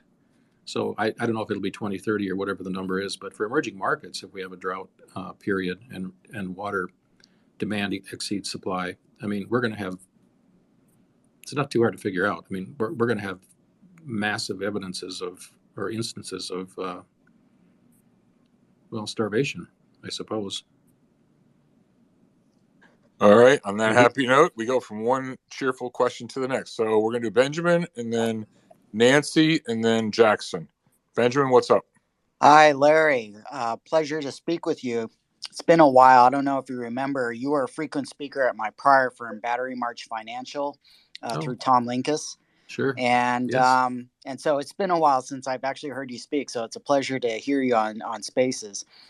So, Larry, what you frequently brought up at our prior meetings that has always stuck with me is this notion that capital goes to where it's best treated. And you kind of held out Singapore as an example of that. But I'm wondering, we're seeing more and more capital controls being implemented, like in China, or now possibly being explored or implemented from what we're seeing maybe in Europe. Do you kind of still hold to this idea that global capital can still be fluid, especially if we're seeing more and more countries and regimes resort to capital controls? Yeah, thanks for the question. I think that's the trend. That's right. We'll see more and more controls as primarily the ability to fund bond markets erodes. However, I have been on the lookout. I think that's actually a very good question. I think some country, I don't know where it is yet, and actually this is where I would pitch my tent to answer Guy's question more directly. There's going to be some country that's going to get a bright idea of having no or low taxes, being energy self-sufficient, being technologically advanced, making it easy for entrepreneurs to come in, to get residents. It's not hard. Somebody's going to figure this out. I just don't know who it is yet. That's where I would pitch my tent. Real quick, what do you think about the UAE, Dubai? Well, that's where one of our colleagues, Simon, lives now. He loves it. He says everything works. They're very pragmatic. They have a 10 or 20-year plan to grow the economy. He's perfectly happy out there after living in England his whole life, and China. He was in China for about 25 years. That could be one of the spots if you can take the heat. You can't get everything. Not a tent, maybe, but no, an air-conditioned tent. There you go. All right, let's move on. Who's next? We got Nancy and then Jackson. Hey, Nancy, what's going on? Hey, good afternoon, everyone. I would say one thing that's top of mind is the consumer price index data is going to be released tomorrow morning. That has data covering the June time period. A lot of people are talking about this bullwhip effect with the rise in inventories, with the economy weakening and pulling prices down. So the consensus number for tomorrow is 8.8% annual rise in the headline number. So we'll see what comes out. I know there was a good conversation earlier in the spaces about the Fed hiking rates and Powell trying to be more like Volcker versus, continuing to not acknowledge inflation. I think the one thing that I've been a little frustrated with the commentary is the Fed generally, like Powell, mostly to blame. He's really refused to acknowledge the link between the money supply, and we've had a growth in the money supply of greater than 40% and inflation. It seems like all the talk is really about inflation only in the terms of supply and goods and attacking the demand side of the equation. And I feel like they're not really talking at all about, obviously it was in response to COVID, which is, a horrible, thing that's happened to us, but there's no responsibility on trying to solve anything other than the demand side. So, I think what we're seeing right now in the rates market is the rates market does believe that the Fed is going to hike rates. We have, let me just pull up my Bloomberg monitor. I see another 177 basis points of additional hikes priced in just this year. So think about that as like 5.5 months through the end of 22. And I think obviously with all the dollars that we printed over the last few years and QE, just just stopped on June 1. The first bond maturity was June 15th for the treasuries. All that money is still trying to find a home. So I would just say, don't I think a lot of people are going to be watching CPI, but it's backwardated data. It's all about year over year change. We might see a bullwhip effect. And the other point is a third of the calculation is shelter, which the Bureau of Labor Statistics calculates as owner occupied rent. So don't get too hung up either way with whatever the number is my 2 cents. Thank you. Nancy, I know Go you ahead. don't like to put real quick too much. I know you don't pay attention too much to the Eurodollar futures market, but I would imagine that it would be somewhat aligned to what you're looking at in the interest rate futures markets. Do you see a cut coming in at some point on your terminal? Yes, I do. The rates market has priced in that the Fed is going to be hiking 177 basis points more this year. So in the next 5.5 months, it's in addition to the 150 that they've already hiked. I think that's probably pretty high to, I definitely see them going another 75 or so, but going into midterms in November. And then the rates market has also priced in 44 basis points of cuts. So saying they're going to hike, 177 more this year to bring policy rates above 3%, and then cutting rates 44 basis points in 23. So there are a lot of different ways you can see what's in, but I do think simply using Fed fund futures is a very clean way to look at it versus the Eurodollar contracts, in my opinion. But people look at it both ways. I think it's important to watch all markets and see what's priced in. Yeah, I just wanted to get to see if the general idea, if you were seeing the same thing. And yeah, up, and then down. Gotcha. Like a roller coaster. Hey, Nancy, can I ask you one follow up? Is anything look out of whack to you? Like, see any mispricings or opportunities? Market's too bullish, too bearish, or anything? Or are there no real nails standing up right now to be hammered down? Well, credit is one thing I would just caution people about. Bonds have obviously had a really, everything in the bond market is down in 22. But a lot of that move is from interest rates, not from credit spreads moving wider. So I just say, we really haven't had like a credit crisis at all. Credit spreads are not really widening. If you look at things like the investment grade bond index, about almost a little over 75% of the sell-off in price terms is all from interest rates, not credit spreads. So just say be careful with, very simply, if you own equities and then you own those same corporate bonds with credit spread risk, it's kind of the same thing. So I personally think it's a better risk reward to have, equities in your portfolio, and then inflation protected bonds. Obviously I'm biased because I'm the portfolio manager for the IVOL ETF, but I don't think they're very expensive. The 10-year break even, which is where it's just CPI inflation, but it's only at 2.32%, which I think is surprising to a lot of people because we have realized inflation at 40-year highs, but future inflation expectations are not very high. So personally, I would say flip, I'm not giving financial advice, but I know I would be careful with credit and look to add some inflation protected bonds or inflation strategies because market really believes that these Fed hikes are going to cool inflation. Yeah. So Nancy, let me. We always like to. It's been great, by the way, since you've been in spaces the last month too. I've learned a lot from you. So let me assume my rightful place is just a dumb equity guy. So I listen to Larry, and I'm 100% in alignment with Larry's views. The world's full of risk. A lot of stuff can go wrong. My highest conviction is we are entering an earnings bear market, and that equities continue to represent return-free risk. And there are just so many things that can go wrong right now. And so I sit here and I think about credit, and yeah, spreads have moved up, but in historical context, I can go a hell of a lot higher from here. And, fixed income, not my thing, credit's not my thing. But I'm like, wait a second, spreads can go a lot higher if history's any guide. And then as you just pointed out, the market, long-term inflation expectations have been very well anchored. Only there's 2.3%. So I'm sort of like, well, wait a second. I'm not sure I believe that, but like the idea of that's going to be too high, like that, I don't believe that for a second. So I think the markets assume the best about inflation expectations coming down, and at the same time, I think credit spreads have a lot higher to go. So this is just through the mindset of a dumb equity guy. All right, I like simple questions. So I look at it, and I don't really understand what you do. I don't know where to find the symbols. I mean, I'm teasing you, okay?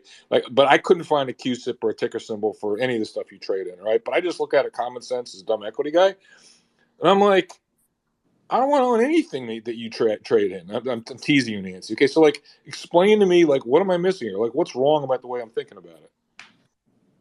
I don't think there's anything wrong with the way you're thinking about it, George. I think inflation is hard to see, right? It's the rates market. It didn't exist in the 70s.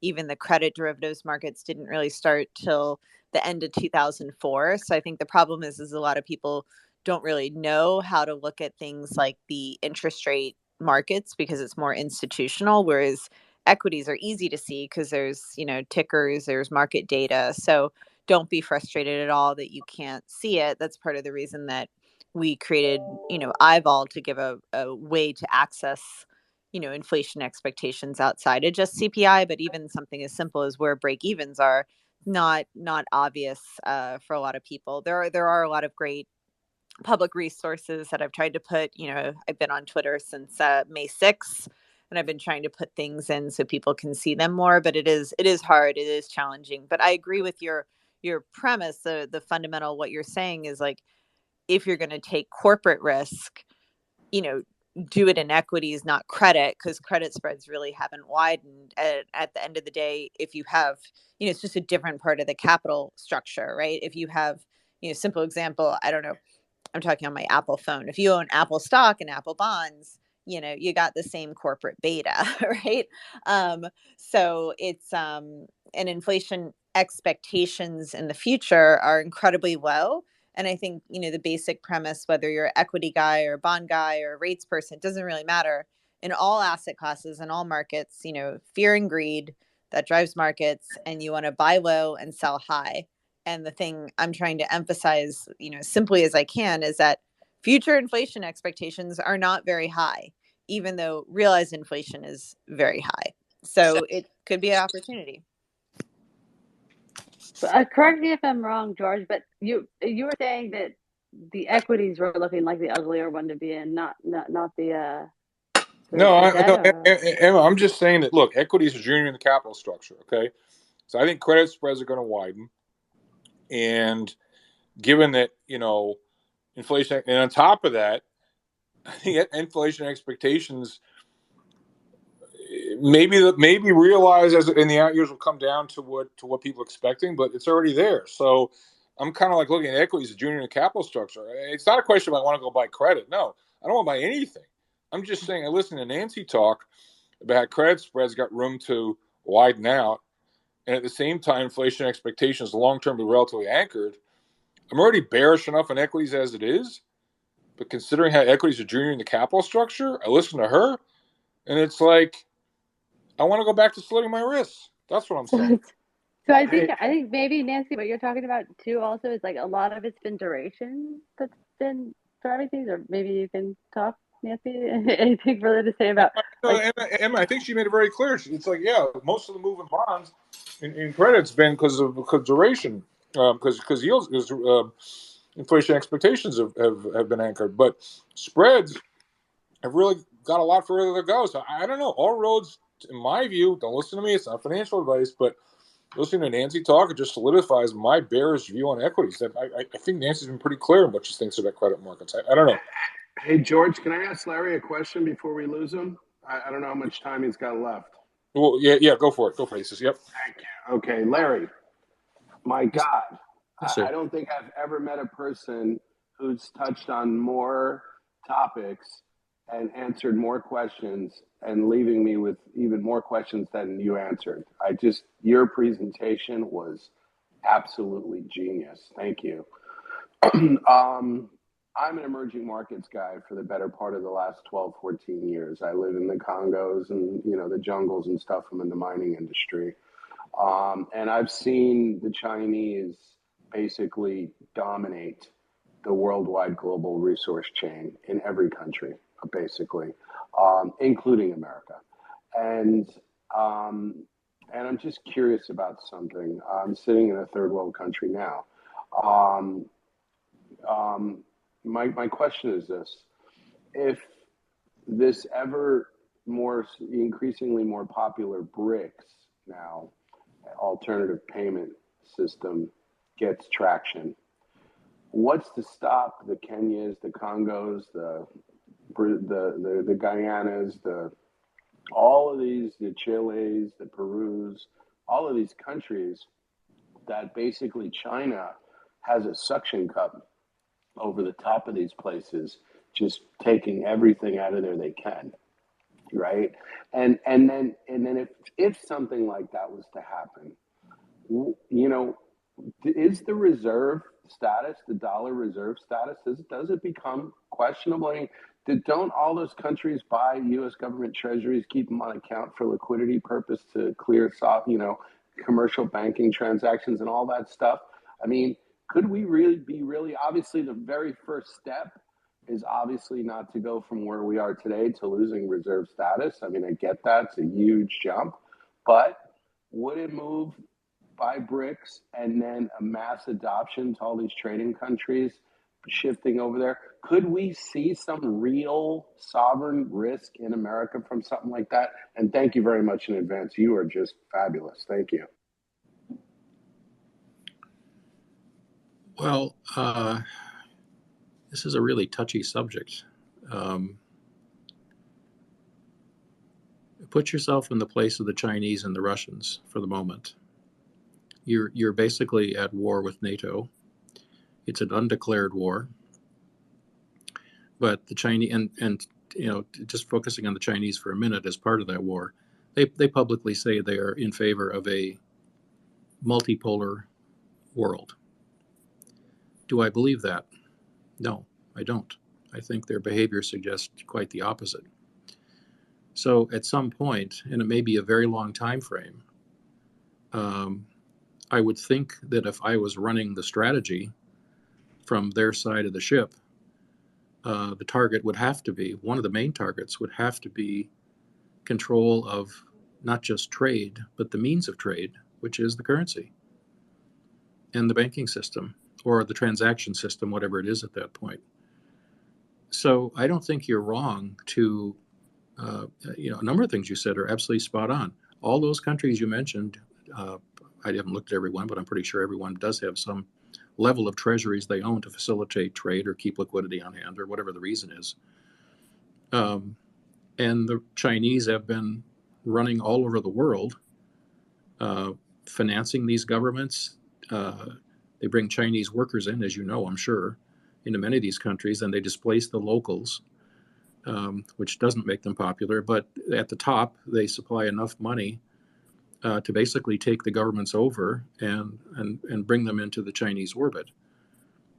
And I think that's the risk, is the BRICS strategy has been executed brilliantly. And it's a direct competitor to the Western system. And so at some point, either they're going to have to get along, which I rather doubt, or they're going to have to resolve their differences. Let's put it that way. And I still think that the economic piece to this is perhaps superior in its importance to how many missiles each side has, or ships, or standing armies.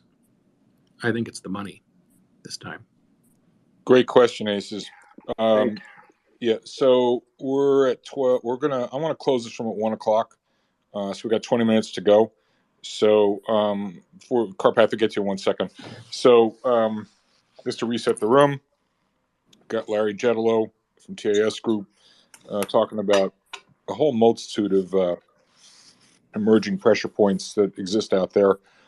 Tremendous. We haven't, again, I echo what Aces said, we haven't had a speaker in these rooms that's been as diverse and as all-encompassing as you've been. Larry is proprietor of TIS Group. He has a research service, which I read every day, and I suggest that you all subscribe. And if you're interested and maybe trial him, you can go to tasgroup.net, or if you want to email Larry directly, it's larry.jeddeloh, Jeddeloh. I repeat, larry.jeddeloh, Jeddeloh, at tasgroup.net, and maybe try it as service, see if you like it. It's extraordinary if you like what Larry, what you've been hearing today. Okay, so let's go on now. I want to go to Carpathia, and then Billy Big Bucks, and then my friend Bobby J. Carpathia, what's up, my friend? Hey, thanks, George. I'm going to go low Chicago on the word count on the question. I'm going to put a 5 up. Can Putin peel Germany off? Thank you, Larry.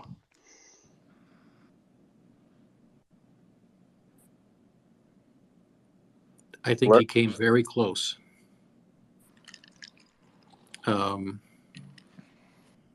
Just 10 seconds of history. The Chancellor of Germany prior to Merkel was Gerhard Schroeder. Upon leaving office within a matter, I believe, of days, maybe weeks, he suddenly became the chairman of Gazprom Europe, which had to be one of the shortest interview processes in history to attain a job like that. Well, so you can make what you want of that. Then the next chancellor is Angela Merkel. She's from the East. She approved the pipelines that are the problem and promoted the pipelines system that are now the problem. And I don't know if it's one of those accidents of history or the timing was intentional, but it is interesting, I think, that she leaves office, I think in Q4 when she left last year, and by February, Putin's at war with NATO. And she was very close to Putin, from what I understand. She had a good relationship with him. Putin speaks fluent German from his time when he was in Dresden. So they got along quite well. He's dealing with a different group now. And again, sometimes history is a strange thing. Maybe by the skin of their teeth, they can get through this, but they're going to go through some real economic hardship to get to the other side here. And it's not just the military buildup that's necessary that she refused to do, that Merkel refused to do. And before her, not before her, but during her tenure, the current head of the EU, Ursula von der Leyen, tried. From what I understand, she tried very hard as the German defense minister to ramp up spending, and she got no place. So they have a long way to go that way. But I really, to your point, I think the real problem they have is energy. And they're going to have to make some huge sacrifices to get that resolved over the next few years. And but they're pretty good at this in Germany. So as Wellington said, it's going to be a close run thing. But I think he came very close to peeling them off. But now maybe there's reason to believe that it's not going to work. Thanks, Carpathia. All right, let's go to we got Billy Big Bucks, and then Bobby J, and then Jeffrey. Hey, Billy, what's up? Hey, hi, George. How are you? Look, I took that space just now in the last 5 minutes, but I heard it was on China, and I'm very worried about China and the the geopolitical risk associated with China. I have so many questions, but one of them, let's assume that the Chinese start to really help the the Russian in this war, send them arms, equipment, whatever. What would be the policy response, or what would be the the response in general, of NATO? I mean, it would seem almost impossible, to take economic measures against China, because that means the West doesn't get anything, no cars, no TVs, no fridge, no nothing. So what would happen if China was going to take a more active, more proactive role in supporting Russia? And I mean, do you think that this is likely to happen, actually, that China steps over and becomes more aggressive in its alliance with Russia? It's a great question. I think a lot depends, as I said earlier, on what the configuration of the standing committee does look like in November. That could change. And I think if it does change and Xi is either, his powers are cut, or if he were to resign, for instance, you may see a change there in terms of their support, China's Mhm. support for Russia, in which case I think Russia's got a real problem. No, sure, but is this likely? This change of power? I think at the minimum his powers are going to be cut, yes. Mm-hmm. And I wouldn't rule out something more than that. So let's leave it at that. To date, to your point, China's helped Russia monetarily, but also practically by delivering, I know, vehicle parts and I think some vehicles themselves, perhaps some other supplies, but they've kept it pretty quiet. So, the Western response and NATO response hasn't been, it's been basically nothing. If it becomes more obvious, I mean, if you started seeing Chinese troops up on the border, in Ukraine, then I think it's something entirely different. And No, yeah, I mean that's but a I long don't way I off. don't think that's the case at this point. I don't believe we're going to see that. Not this year. But where do you see China? Do you see China, kind of in the middle between the West and Russia, or do you think there is some real alliance, of against the liberal West, and the versus the autocratic, autocratic East, if you want. But I mean, do you think there is really some kind of a civilization war, which is just beginning, maybe? Well, that is what I believe. Yes, I don't. I think they have some formal agreements about how they cooperate economically and militarily, and in terms of security, and a whole range of things in this currency they're developing, as I mentioned. But I think culturally, it's two different world views and two different government systems that they're going to try to impose on the West. Mm-hmm. And so I think for the liberal democracies, this is probably the biggest challenge in 100 years or more, maybe ever. Larry, in terms of the currency and stuff, I mean, the Chinese currency is a closed currency. You see them doing some sort of a commodities-backed sort of barter system, or you see a whole new globally accepted currency coming out of something like that? Well, the digital currency that they're developing, I think, will start toward the end of the year. It's probably, I think they're actually using something now that's used internally only. But currency backing, I think, would be only necessary if they were going to try and export usage to other countries. Now, but that probably would be confined, this is my guess, to trading partners who would accept it. So that would be Russia and these 4 other small countries in Central Asia from whom they import metals. The one I would really watch for is if the Saudis take it. Because if the Saudis take it, and that's why these meetings that are going on right now are so important, we really have to get the Saudis back on side here, and the UAE. And I think they want to be on side. I've heard that the prince actually in Saudi wants to mend relations with us, but the king doesn't. And the king's still the king.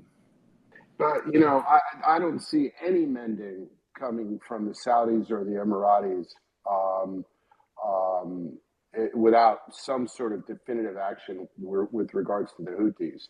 I mean, day 2 on the job, Biden denounced the Houthis, took them off the foreign terrorist organization list, and then the very first trip from Israel into Abu Dhabi, they were bombing Abu Dhabi, trying to kill the guy, and they were calling Biden. He wouldn't even acknowledge it. So jacks for openers. Okay, he needs to fix that, in my opinion. Yeah. Yep. Agreed. Do we have time for something like this to be resolved by a shift in, leadership in America? Is my question.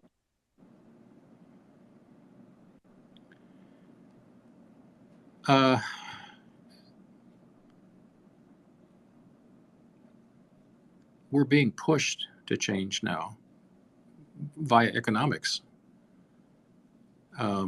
We need their oil, and we need their. Well, we need more than that, but oil is the immediate need. Do we have time? I don't know. Like before in Three Aces, you might be able to help us with this before they get, too angry with us, not doing anything about the Houthis and everything that you just mentioned. Are we running out of time? Like, what do you see? Or maybe Three Aces has some. Yeah, I don't have a strong enough view there to comment. Maybe Three Aces can. No. Can I suggest, we only have a few more minutes left. I'd like to move on to another topic. That's a very difficult question, which I don't think any of us can really answer right now. Let's go on to, we got Bobby J. Hold on, he fell out. Let me get him back in next. So Bobby J, and then we're going to go to Jeffrey, and then Bowtie. Bobby J, you should be back. Bobby, you're back. Good to see you. What's up, Yeah, Bobby? You got a thanks. question for Larry? Thanks, George. Thanks, Aces. Larry, I'm looking for a market event that would trigger spread widening, treasury rally, or some other, big market moment. I happen to believe it will be coming from Europe. Where do you think a market event could happen first? I think it'll happen in an EM country or several EM countries, and it will back up into the European banking system. That's it. All right. That's simple enough. There we go. Thanks, Bobby. Stay up on stage. I'm sure there'll be some more questions. All right, let's go to Jeffrey and then Bota. Hey, Jeffrey, what's up? Hey, it's great to be able to chat with a fellow Luthold alum and Twin Cityan. So, Larry, I'd be happy to get your thoughts as I ask a question that piggybacks on some of this geopolitical discussion with China.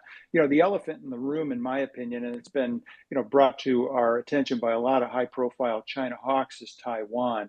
What do you think the probability is that China is preparing to make some kind of a move on Taiwan, whether it's militarily or politically or economically, and what are the long-term economic implications for U.S. global economic dominance, given that Taiwan, controls 70% of the world's semiconductor supply? Mm-hmm. Hey, Larry, it's a great question. I want to get all the questions in here, so we could talk about that question all afternoon. So let's try to keep that one on the shorter side so we can work on the last 2 or 3 questions. But great question, Jeffrey. Larry, back to you. Jeffrey, if you email me, we just wrote a piece on Taiwan. I had it written 2 days ago. I'll send it to you. That'll answer your question. Great. That's perfect. Could I just throw an add-on here? How do you reconcile the disparity between the MOVE index and the VIX right now? It looks to be some cognitive dissonance. No. All right. No. We do not discuss volatility in this room either. That's another one of these topics, kind of like crypto and Tesla. I got the smartest guys I know out there. There's this guy, Chem, whatever. He's forgotten more about volatility than anybody will know. And even the guys who are an expert on this stuff, you're getting beaten up and chewed up. And it's like you go on zero hedge, you go on whatever, and it's like vols up, vols down. It's guys buy puts, the market goes down, they lose money. Guys buy calls, the market goes up, they lose money. That is just a waste of time. There's just Jeffrey, I don't know you. I'm sure you sound like a smart guy. It's just that really rubs me the wrong way. I'm sorry. We're just not going to discuss volatility. No worries. Sorry about that. That's just like brain damage material. I mean, we'll just talk forever and we won't get any useful information out of that. It's just horrible topic. All right, let's go to Bowtie. Hey, Bowtie, what's up? Hey, George, how's it going? Thanks for having me. Good, man. Just had a quick question here. As we all know, when the U.S. catches a cold, when the U.S. sneezes, the rest of the world catches a cold. And obviously, whatever happens in the States, however bad we think the 8%, 9% inflation is, it's definitely going to rock developing markets and emerging economies far more than it will here. I just wanted to ask, do you guys think that it's somewhat deliberate in an effort to make countries dependent on the U.S. again? I think countries do that from time to time. That's my answer. Okay. Bowtie, I think Larry, I respectfully ask you not to push Larry. I think he's answered your question. Larry knows a lot more than he lets on, and just we don't want him to have to involuntarily, enlist in the Federal Witness Protection Program. So let's just leave that answer as it is. I think he answered your question. All right, sounds good. Thank you All both. Right. Abe, you're up, man. What's up, Abe? Hey guys, Hey. how are you? Hey. Yeah, a lot has been discussed. I'm curious about the crisis in Turkey. They have been technically, let's not say insolvent, but inflation's running at I think north of 60%. That whole region is a powder keg. I'm curious as to your views and whether or not that's even crossed your radar as Turkey becoming a potential center for contagion. Thank you very much, and great spaces, incredible. Thanks. Yeah, thanks. I'll just keep it short. It's on the radar. I'd probably have a better answer for you if you just send me an email, and I'll type something out for you. It's not immediate, but it's interesting what's going on there, I think. Wonderful. Happy to answer in writing. Hey, Abe, I'm not going to let you go so quickly. So for those of you that have not heard Abe speak before, he's a man, a true Renaissance man, a jack of many trades, not limited to, but including, moves a lot of material, metals and whatnot. Is in touch with a lot of real-time great economic information. So, Abe, can you just give us 30 seconds? Yeah. What are you seeing in the Eastern Theater now? You were talking, I remember a few months ago, you correctly were talking about how, watch out, supplies being constrained, prices to the moon, et cetera, et cetera. Can you give us a mark-to-market and your updated views about what you see going on in the materials markets that you function in? Yeah, so we have seen a reduction in steel price, which I move a lot into the U.S. Market, primarily from the whole Eastern Market Theater. So from the Ukraine throughout all of Eastern Europe. Surprisingly, we're now seeing firming yet again. And this time it's coming out of Turkey. Turkey's actually firmed up about 150 US dollars a metric ton for August shipments. So very, very interesting that now we're seeing some firming all over again. But the bigger issue, and I've discussed this narrative for, I don't know, many months, that and I'm really happy to hear Larry's views on Germany. It's something that I called out about, I don't know, 7-8 months ago, that it was basically walking dead, and that continues to be the issue.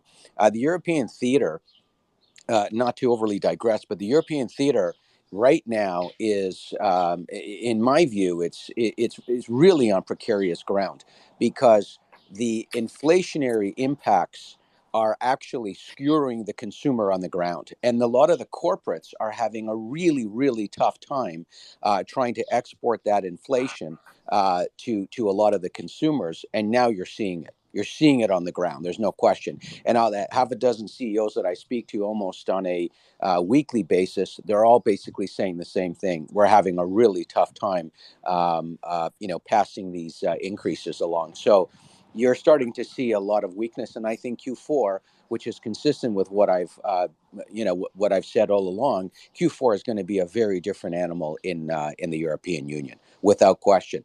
And the other thing, I'll say this one last piece. There is a huge divergence right now in Europe. Many want to just sort of kiss and make up with Putin behind the scenes, because the Ukrainian conflict has actually ravaged them from an economic perspective, without question, in terms of pricing, in terms of inputs to production, because people don't understand. It's not just food.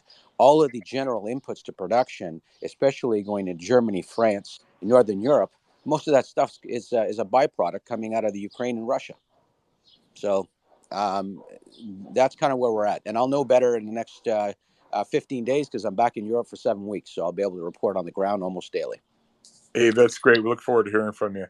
All right, so Larry, we're coming up on 2 hours here. And again, for those of you that enjoyed listening to Larry, if you wanted to learn more about him, go to tasgroup.net, or you can email Larry at larry.jeddeloh.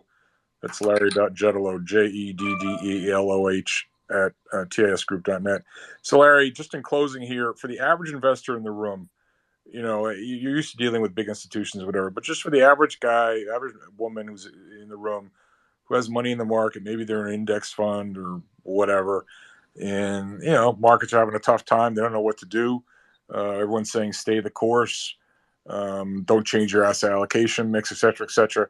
What advice would you give them? And we're talking now not people who are checking the screens every day, every week, but for the average investor, what would you tell them to do? I know you earlier in the year you were saying hold a lot of cash. I think you even own some inverse ETFs, et cetera, et cetera.